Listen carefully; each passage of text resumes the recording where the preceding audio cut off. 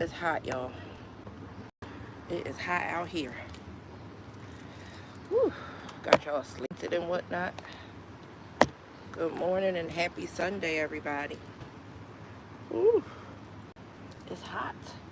It's a hot one. I ain't gonna be out here long, though. I need to water my plants. That's what I need to do.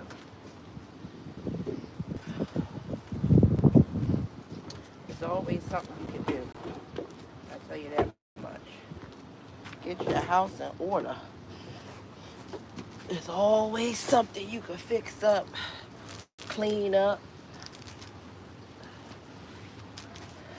I'm taking this off of here. We don't need these on here no more. This one I can't get off. I can't stand tags. I can't stand tags on the pillows. Whew. Good morning, y'all. Good morning. Good morning, good morning. It's going to be a hot one. And I'm going to be stuck in the house all day, so I figured I'd come out here right now and enjoy my Sunday morning with y'all. That's what I figured I'd do. Enjoy my Sunday morning with y'all. Who's on here with me? Good morning, y'all. Good morning, good morning. Ooh, I hope ain't nothing getting my coffee. Nah, ain't nothing in there. Nothing got in my water, did it? Bring my other little table over here. Nope, nothing in my water. Nothing in my coffee. We good to go. Good morning, everybody. Good morning, good morning. I hope that your weekend has been a good one. I really do. I hope you've had a good weekend. Hey, Peggy. I didn't see Rocco in here. Rocco's in here? Hey, Rocco. I didn't even see. I gotta get this pebble from out of my deck. It's a pebble stuck between the wood. That's not good. I didn't see Rocco was in here. Oh, there he is. Hey, Rocco. Good morning, y'all. Good morning. Good morning. Wow, what time is it there? Oh, that breeze feels so good. Oh, can y'all feel it? It feels amazing. Can y'all feel it? It feels amazing. So I said I'll get on here this morning and just talk to y'all real quick about how blessed we all are. We are all so blessed. Even in the midst of mess, even in the midst of confusion, we are so blessed. I didn't realize that my chair had, oh, that gotta go in the garbage. Yeah, I didn't know it was some rust on that one. Super Squirrel. Up to the mountains soon. Have a blessed day. You too, Super Squirrel. Thank you. Enjoy the mountains, buddy. I don't know why when I read that message, I thought you were already in the mountains. I don't know. I thought you were there already. But good morning, everybody. I just wanted to get on here and just talk about, um, the confusion of life. Life can be very confusing sometimes. Sometimes you'll feel like I got it all together. And then all of a sudden, bam, something to happen. And you feel like it just threw you totally off track. And then you get down on yourself. You know what I'm saying? You start feeling like, oh, you messed up. Oh, you can't, get it right. Oh, it was a waste of time. Listen, it's never too late. Don't give up on yourself like that. You got to be your biggest cheerleader. You hear me? You have to be your biggest cheerleader. You can't, oh, come down for groceries and liquor. But yeah, you have to be your biggest cheerleader, y'all. You have to get back up on the saddle and ride out. Like, don't give up on yourself. Don't think because you come so far and then maybe you took a couple steps back that it's over for you. Or you start to think, well, I didn't went back in it. I might as well go just nose dive straight into it all the way. No, don't do that to yourself. You do yourself a disservice. And don't listen to other people either. Redemption is real, And life can get real confusing. It could get real confusing, and it can get real stressful and depressing, you know. And the things that happen around us, sometimes we just don't understand why they're happening. And the funny thing is, a lot of times the things that are happening within us, we don't understand why they're happening either. So you just gotta like keep pushing. You know what I'm saying? Stay prayerful, stay faithful to you, and figure out what it is that you need in order to make it each and every day out here in this thing called life. It's a very precious thing. Um, you're only given one. You know, that's it and that's all. And I think sometimes people take life for granted. Listen, you can't create life. You don't have the right to take the life. So you have to remember how precious it is. Because to enter into this realm and knowing that your spirit is going to leave this realm one day and go on to the next one, that's a precious thing that you really don't have control over. God has control over that. But you do have some form of control of how you live within this realm of life. And I don't want you to live it depressed. I don't want you to live it sad. I don't want you to live it, you know what I mean, surrounded by doubt and worry and frustration and drama or chaos and toxicity and, you know what I mean, self-doubt or self-dislike or self-hate. Like, use that energy for something else, y'all. If you're using energy to negatively target people, places, or things, you got this thing life all confused. Like, you got it all jacked up. You know what I mean? You really got to touch, you got to ask God, will He touch you and help you to see things clearer? If He can help you, you know what I mean? Ask Him to help you understand this thing called life. Because it's so much bigger than meets the eye. Like, if you think just the little piece of what's going on right now in your surroundings is it, you're crazy. You're crazy. You got to ask God to help you see the bigger picture. See the bigger picture. It's so much around you. It's so many blessings around you. We look at what other people have and we forget to look at what we have. We look at what other people do and we forget to look at what we are doing. You know what I mean? Like, be thankful for where you are. Count your blessings one by one. If you fall off the horse, get back up there and continue to try to ride into the sunset. You know what I mean? Don't give up on yourself. Be your biggest cheerleader. Don't look for validation in other people. A lot of people do that. I used to do that when I was younger. Don't look for other people to validate you. Because let me tell you something, they could give you a stamp of validation one day, and then they'll try to rub that stamp right off of you. They'll try to rub that stamp right off of you. And then they'll act like they never gave you the stamp of validation. You don't need validation from other people. You don't need a group of people in order to feel like you're worthy or you belong. You got to find it within yourself. You got to be able to sit in your own personal space by yourself and be okay with you. And if it hurts and if it's uncomfortable, that's where you're supposed to be at.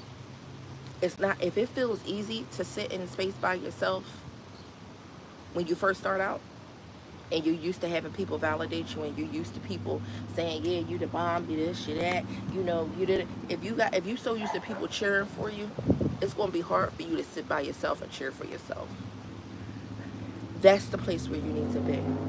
You need to find a quiet corner and see if you can tolerate yourself by yourself. That's when you know you living. When all the noise stops, when all the cheering stops, when all the applause stops, when all the accolades and the kind remarks, you know what I mean, stop. And when people stop showing you favor, I don't care about people's favor either. People's favor don't mean nothing to me. But God's favor is everything, because that's what sustains me, that's what keeps me, that's what motivates me. Um, that's what favor matters to me the most. But when you get to that point where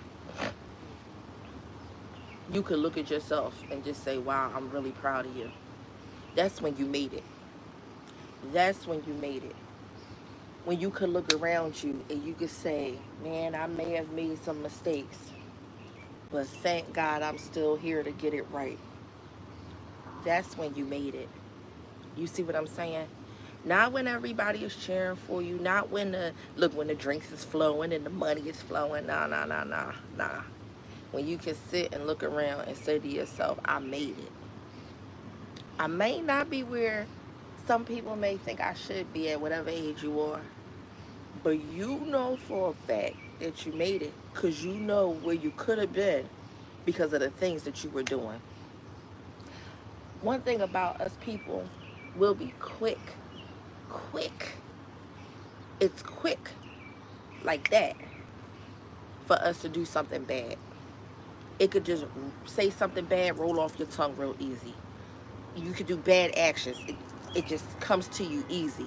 You see what I'm saying? Put yourself in bad situations. It just, boom, it happens so easy. But for some people, it's so hard for them to stay away from negative talk, negative reactions, stay away from fighting, stay away from bad habits. It's hard to be good. And because it's not easy doing the right thing, people don't want to be uncomfortable doing the right thing. They want it to just come easy. It takes a lot of gall and a lot of strength to force yourself to go against the grain of which you may have been taught and which you may have seen all your life. It takes a lot of strength and a lot of willpower to say, I am not going to be a product of my environment. I am going to break generational curses. I will not be a drug addict. I will not be promiscuous. I will not be an addict to anything. I will not be out here, wreaking havoc. I will not be out here dogging people's names out. I will not be out here looking to get revenge. You know what I'm saying? I will not be out here pointing the finger, but I will be looking at myself. It's hard for people to do that. It's easier for people to hide, sometimes even behind this camera and behind the four walls of your house and point fingers, knowing daggone well when this camera goes off, their life is in shambles. It's in shibbles and shambles. Shibbles and shambles. I showed y'all so much. Showed y'all the ins, the outs, the rise, the fall, the ups, the downs, because I'm human. I'm not gonna get on this camera and act inhumane or whatever. I'm not. I'm going to show you real life. I'm gonna show you real life. And right now, this is what's going on with my life. I'm at this place now where I'm happy. I'm at peace. Work is shaking me a little bit. Work is shaking me. What's up, Walt Money? Hey, boo. Work is shaking me a little bit. You know what I'm saying? And it's a little topsy-turvy. But I'm going with the wave, y'all. It was a time in my life where I would just give up. And I would be like, you know what? I ain't doing this. I'll walk away from it. You know what I mean? I didn't want to be faced with like the adversity of other people, because I was a fighter. So if I knew you was talking about me or you was doing me dirty or something, I was just a step to you person. But now I'm learning how to walk in rooms and fight in silence because I'm a leader. I'm a leader. I'm not just a leader at work. I'm a leader at home. I'm a leader on my channel. I'm a leader in my life. You see what I'm saying?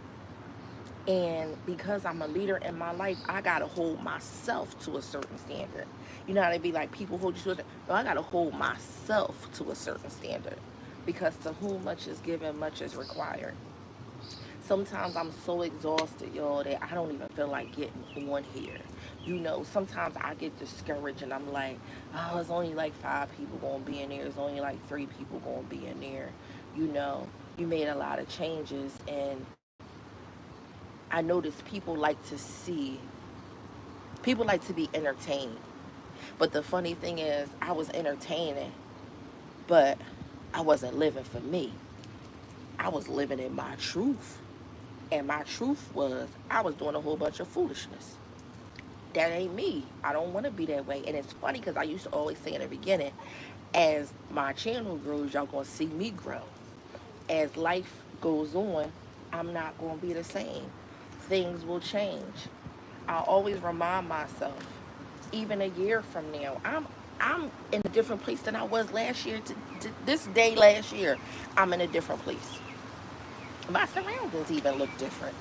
You see what I'm saying? I'm happier about certain things that I've accomplished. You know what I'm saying? I'm happy about a lot of things that I didn't have going on for me last year around this time. But God keeps saying, get on that camera and talk about the love that I've shown you. Talk about the grace that I've shown you. Show people your journey. It's not about how many people see you. It's about you being able to filter out all the pressures that you may have because you have somebody to talk to. There are people on there that need to hear this. There are people on there that have been there with you since the beginning, and they need to see a human being be human. I'm getting on here being human for whoever needs to be reminded that humans are not perfect. You are not perfect. You don't have to be perfect. Whoever tried to tell you you should be doing this, that, and the third, they need to be looking at what they should be doing, okay? For real. They need to be looking at what they should be doing for themselves.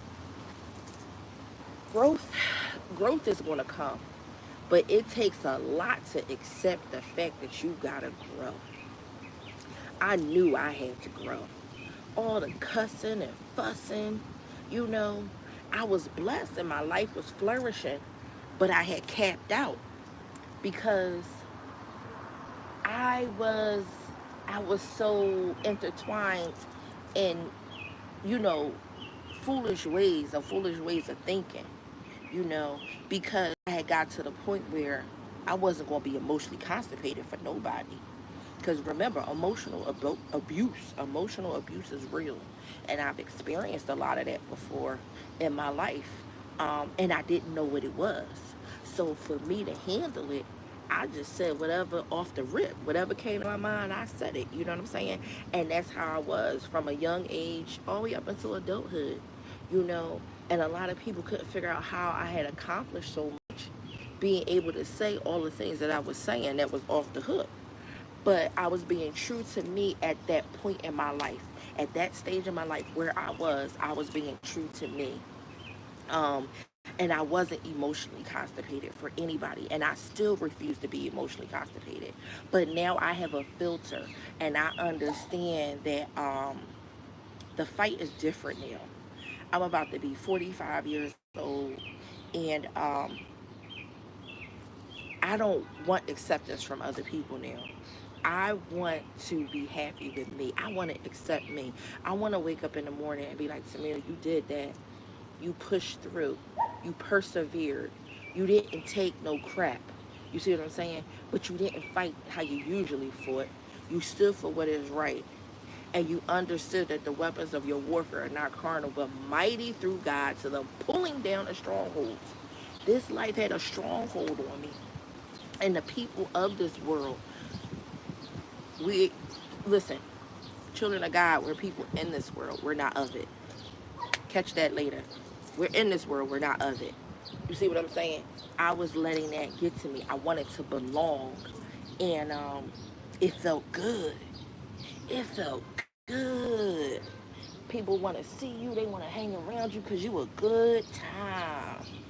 You a good time. And trust me, I was a good time. And I'm still a good time. You know what I mean? When I come around, it's still a good time. But I'm a good time for me.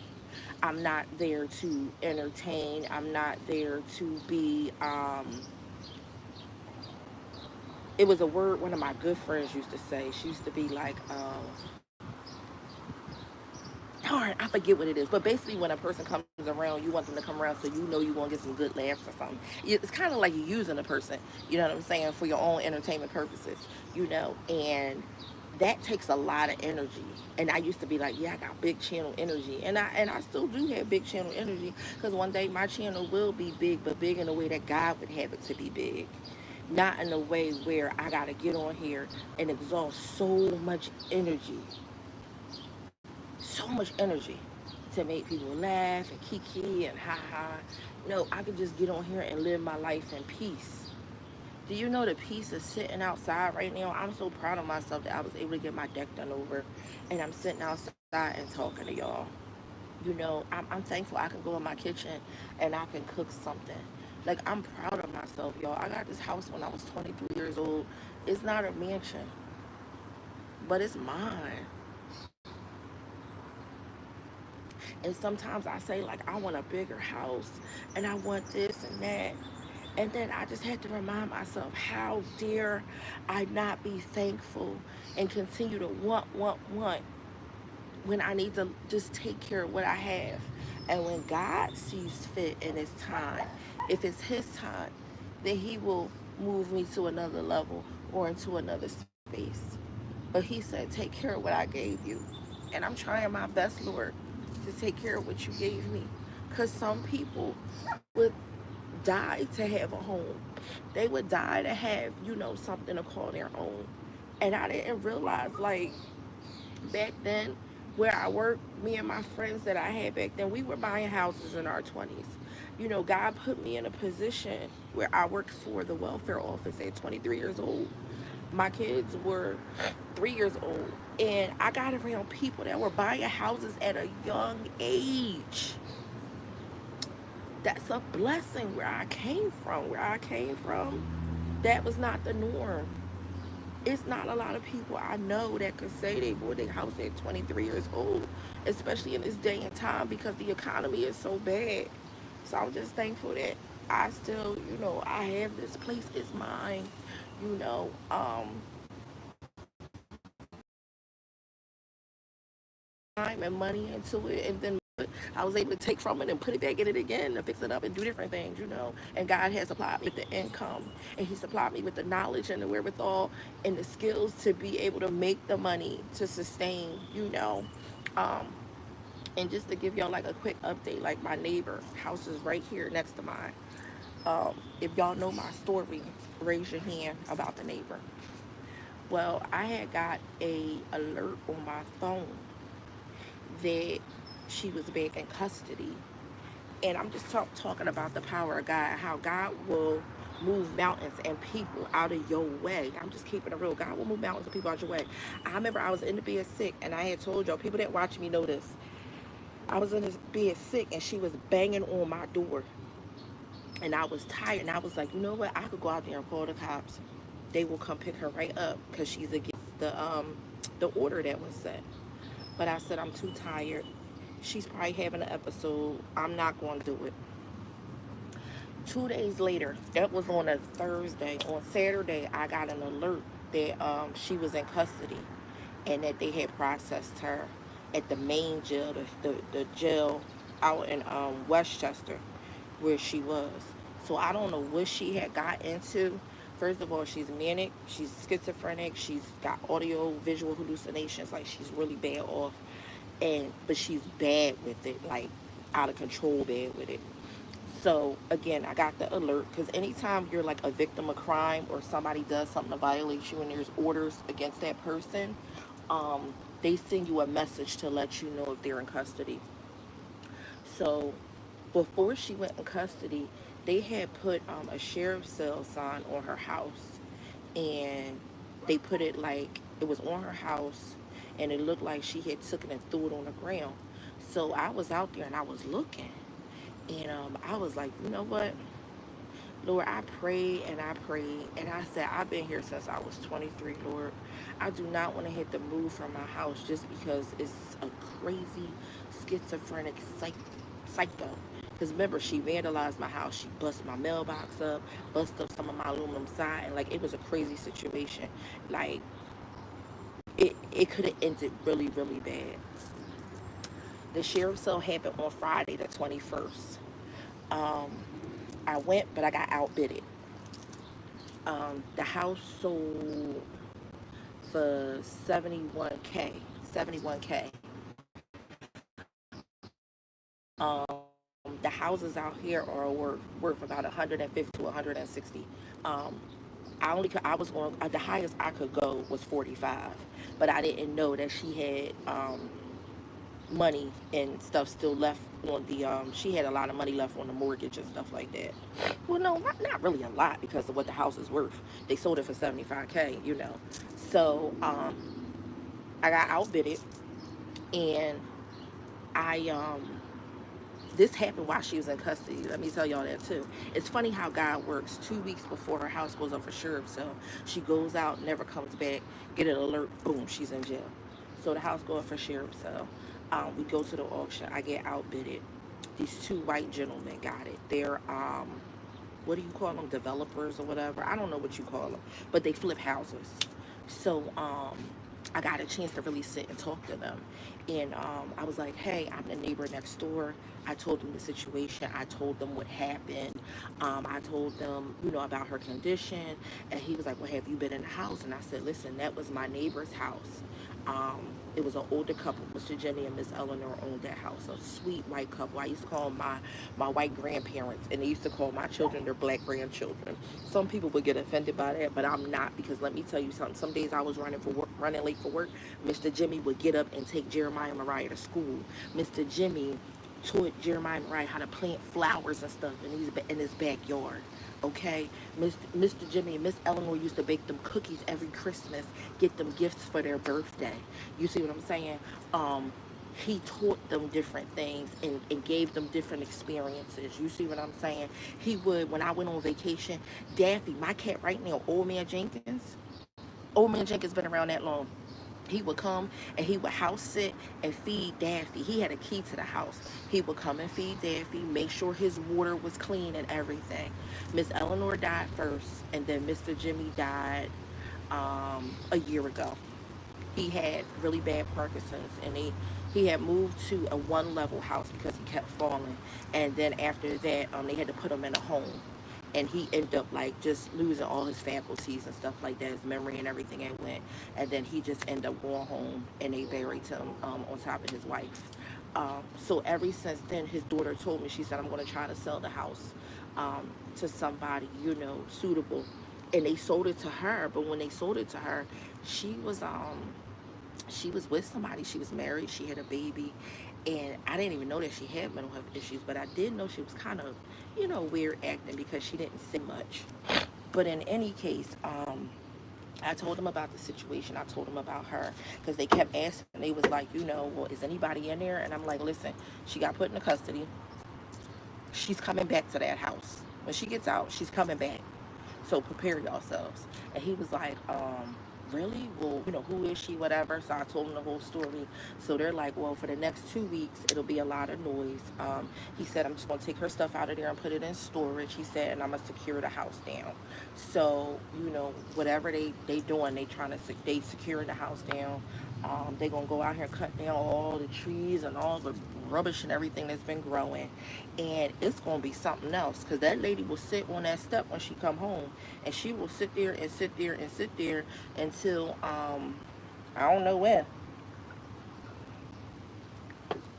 And usually when she would get out of jail, get out the hospital, she'd call the cops because she wouldn't have keys, and they would let her through the top window. But they ain't going to be able to let her in now because she don't own the house no more. So I don't know what the hell is going to happen. But the moral of the story is this. If God be for you, who could be against you? I prayed and I said, Lord, I do not want to have to leave my house because of some riffraff. The Lord said, stay faithful, stay prayerful. Vengeance belongs to me, not you. I will take care of her because she's my daughter as well. She gone. I tried to get the house. It wasn't for me to buy. It wasn't for me to put my money into. They outbid me. I couldn't go to 75K. I can't do it. Because then I would have to take out of my house. Now, I'm not doing it. Not doing that. You know what I mean? I ain't got it like that to do that. But they're house flippers. So the thing about it is, there's no renting. And I asked them, I said, will you be renting this property? Because that's the first thing I thought about was Section 8, the affordable housing stuff. And that could get really tricky. And some people, I'm telling you, people be renting, they don't respect property the way owners should respect property. You know what I mean? But I know that the taxes out here are expensive. So if somebody is buying that house and able to pay that amount for it and paying taxes, they not gonna be too bad. As long as they, they don't become like her. But I'm praying for her, and I'm going to continue to pray for her because she lost her son. She lost everything.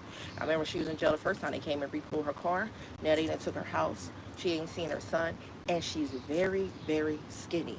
Like when I say she's skinny, she been in there with no electric and no water. I don't know how, but she's been in there. I didn't call the people or anything like that. I let it go because I said time to deal with it, and I just pray and ask God to handle the situation because I had too much on my daggone mind and on my plate anyway to be handling or trying to take care of that. It was too stressful. It was too stressful. So with that being said, the house will be sold. It's going to be brand new in there. I can't wait to see it because he won't let me see it. It's going to be brand new. And you know me, I'm going to be like, oh, I could do something. Nah, I ain't doing nothing else. I'm good. I do want to touch up my bathroom upstairs because I got my bathroom done before I got anything else done in the house. And I do want to touch it up, but I'm going to do that later. I'm not worried about that right now.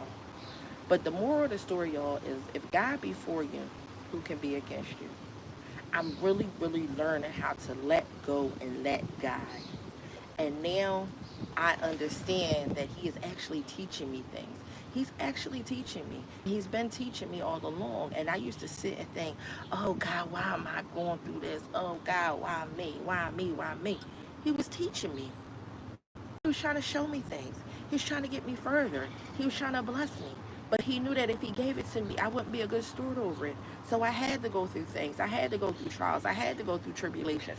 I had to go through obstacles. I had to be afflicted. I had to get sick. I had to go through all of these trials and all of these things in order for me to grow and to get where I am so I can sustain and maintain what it was that he had for me all along.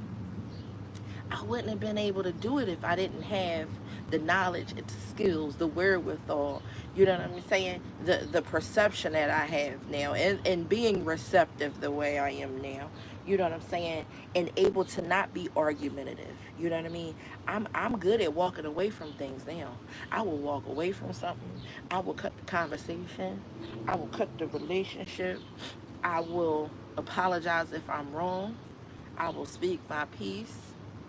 And then if it's not accepted or reciprocated, I know I did what I was supposed to do, and I move right along. I move right along. That's how I deal with emotional bondage now. That's how I deal with it. I ain't gotta call nobody names. I ain't gotta cuss them out. I ain't gotta prove a point. I ain't gotta act like I'm harder than the hardest. You know what I'm saying? Even though I know I've always been able to hold my own. But the point is, that's not my life anymore. You know what I'm saying? It's not my life. Another thing I realized too for me, um, I want to get tighter with my budget. Like I'm starting to see where I can get a little tighter in certain areas. Um, and there's no reason for me not to be able to carry money over and over when it comes in.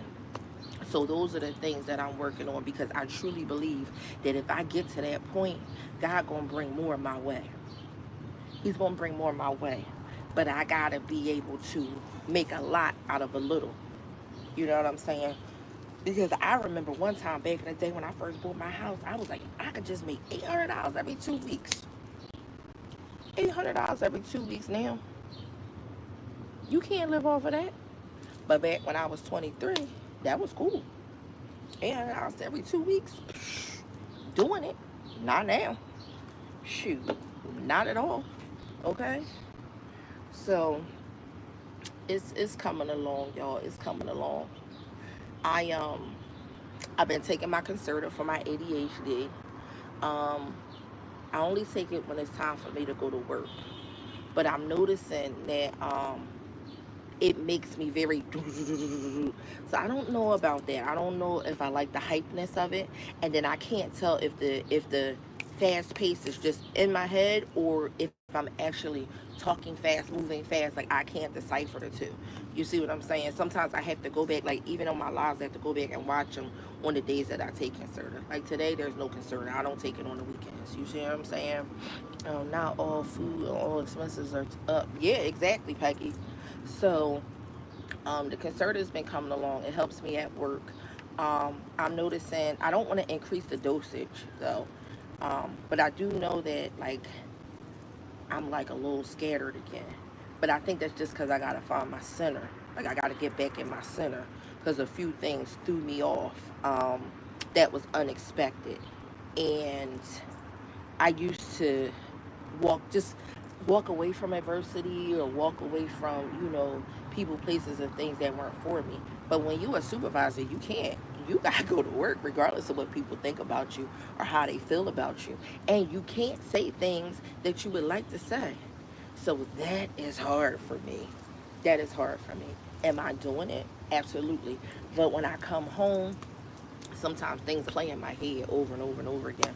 So I have to ask God to help me with that and not let it interrupt my sleep, my rest, my peace. You know what I'm saying? So I ask God to help me with that because sometimes that could be like do do do do do do do do do do do. Especially if people lying on you. Oh my God, it ain't nothing like people lying on you.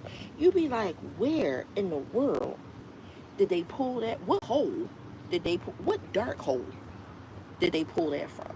Like that some of the stuff I hear, it don't even have a little bit of sprinkled truth on it. It just be far left. Like who conjured, who sat and thought, yeah, so I'm gonna say this and then I'm gonna put this on it and this, like it don't even sound like me. That's how bad it is. Okay? But thank God for mentors. Thank God for mentors that have been in management and been directors and stuff talk to me and say, this is normal. This is normal. Because where I come from, it ain't normal. So I'm thinking to myself, it's a lot of people out here that need the Lord. They need some help. Because they just out here acting like any old thing. And like, where I come from, you just can't be talking to people any old kind of way and saying anything about them. And, like, you just can't do that. What happened to ethics and professionalism and business code of conduct? Like, y'all just out here acting like zoo animals. But to each his own. You know what I'm saying? To each his own. But it's a beautiful Sunday. If you're able to get out and enjoy a little bit of nature, I suggest you do. If you're not really a nature person, then find something that makes you happy. But all of this around me, this is why I tried to, get me a little furniture and got my little, got my little umbrella and I got my little citronella. That's what they are. They repel mosquitoes. My lavender over there died. I don't know what happened with the lavender, but the lavender did not do well. So another citronella plant is going to go over there. Um, but I'm going to put a couple things on the grill. I got some hamburgers. Me and Mama Nista found us a sale. We went to Giant and found some ground beef patties, fresh ground beef patties. They had them on sale, 4 in a pack for $3.50. Man, I told I said, why you ain't buy every one that was in there? So I'm going to put them on the grill today. I got hot dogs I'm going to put on the grill, and I got some chicken breasts. I don't got no wings, but I got chicken breast tenderloins. So I'm going to put them on there for a little while and put some of that baby rays on there. Cook it up. Mariah's going to make a pasta salad. I'm going to make some baked beans, and that's going to be the food for Sunday. That's going to be the thing. And I'm going to keep praying for y'all. And I'm going to keep praying for myself and those that know the word of prayer. That's how my pastor used to end it. They used to do testimonial. Not my pastor, the elders, they'd be like, those that know the word of prayer, pray for me and I'll be praying for you. I love y'all. It's your Nista. Listen, I have no reason to complain, but I have every reason to hold myself accountable. I have every reason to grow. I have every reason not to hide behind the truth, like hide behind anything. You know what I mean? I am who I am. I've done what I've done. When you get to that point in life and can't nobody hold nothing over your head, you unstoppable. Don't be afraid. Because some people got so many skeletons, the closet can't even hold them all. They got to get a bigger closet. Me, my skeleton's all out in the open. You can say what you want. God know everything, and that's the only person I'm worried about. I'll talk to y'all later. Bye.